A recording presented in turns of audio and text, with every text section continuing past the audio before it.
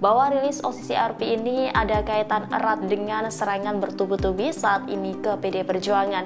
Menurutnya, case ini mirip dengan isu PPN yang awalnya dimotori oleh PDIP, akan tetapi yang dikambing hitamkan adalah pemerintahan Prabowo. Pengurus harian DPD Golkar ini mengungkapkan di era Jokowi banyak kasus korupsi besar yang diduga kuat ditunggangi dan dinikmati oleh oknum-oknum PDIP atau orang dekat PDI. Benar-benar berani kali ini Golkar mengungkap adanya skenario jahat dari beberapa pihak dan disebutkan pada judul bahwa ada skenario dari PDI Perjuangan yang memang berkaitan langsung dengan data-data yang bersebaran di kalangan masyarakat luas, terutama terkait Pak Jokowi masuk daftar pimpinan dunia paling korup sedunia. Tentu saja ini sangat mengagetkan kita semua, dan bahkan OCCRP sendiri ini sudah mengklarifikasi bahwa mereka tidak memiliki bukti untuk berkata bahwa Jokowi itu korupsi. Nah, ini kan menjadi sebuah pertanyaan tersendiri. Kenapa ketika tidak memiliki bukti lantas mengeluarkan data yang sangat-sangat berani memasukkan Jokowi ke dalam daftar pemimpin paling korup di dunia? Tentu saja ini menandakan bahwa meskipun datangnya dari luar negeri, bukan berarti data tersebut fakta serta relevan dan sesuai di lapangan. Tentu saja masyarakat Indonesia harus lebih selektif lagi dalam melihat beberapa informasi yang bertebaran. Karena memang pada penyakitnya tidak bisa dipungkiri bahwa warga Indonesia sebagian besar memang ada yang sangat mudah digiring opininya untuk membenci suatu kalangan tertentu dan digunakan sebagai alat penunjang politik atau kekuasaan. Karena memang orang-orang seperti itu sangat mudah digunakan dan ditunggangi oleh isu-isu yang sebenarnya tidak jelas. Mereka yang mengamini data OCCRP pun kini sepertinya harus tepok jidat karena memang lembaga tersebut telah mengeluarkan sebuah klarifikasi bahwa kita tidak memiliki bukti terkait keterlibatan Jokowi dalam tindakan pidana korupsi apapun. Karena memang ternyata masih banyak yang peduli akan isu ini dan tidak terlarut dalam situasi yang keruh serta memperkeruh suasana di dalam.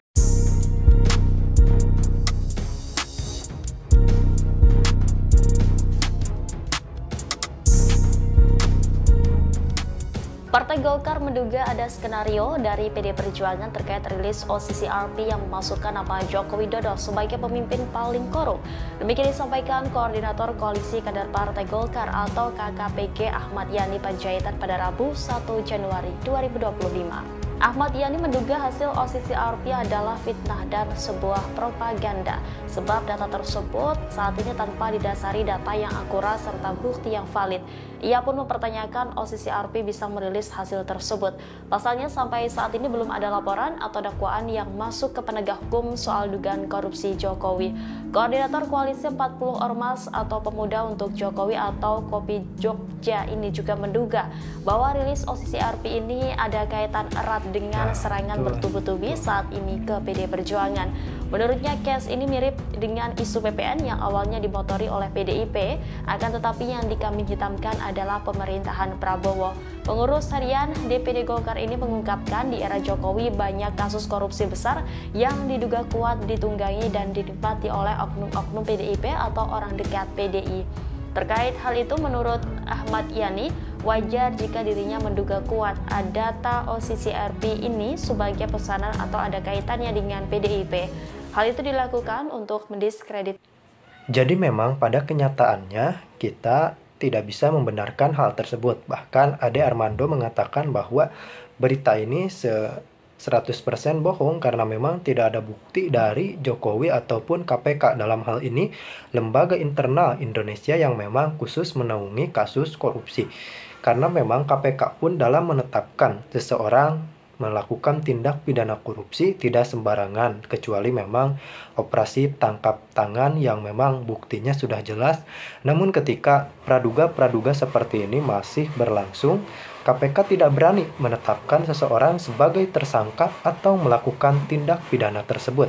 KPK memilih melakukan penyidikan terlebih dahulu dengan melakukan beberapa penyidikan serta mencecar kandidat tersangka beberapa pertanyaan yang memang menunjukkan dan mengarahkan kepada bukti bahwa yang bersangkutan ini bersalah.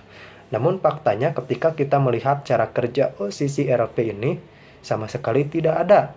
Bahkan ini benar-benar sekonyong-konyong data netizen yang memang kan netizen ini banyak juga yang membenci Jokowi kemudian mengisi saja formulir tersebut dengan semena-mena. Mereka pun mengisi tanpa data yang jelas. Saya yakin karena memang ketika mereka melihat data dan fakta tentu saja mereka tidak akan mengisi secara sembarangan karena memang hal tersebut sangat sensitif. Bahkan salah satu Menteri Prabowo Subianto mengatakan mantan presiden atau presiden yang telah purna tugas ini adalah putra terbaik bangsa dan tentu saja kita harus menjaganya. Kita harus menilai mereka secara objektif. Ketika salah kita kritik, ketika benar tentu kita apresiasi.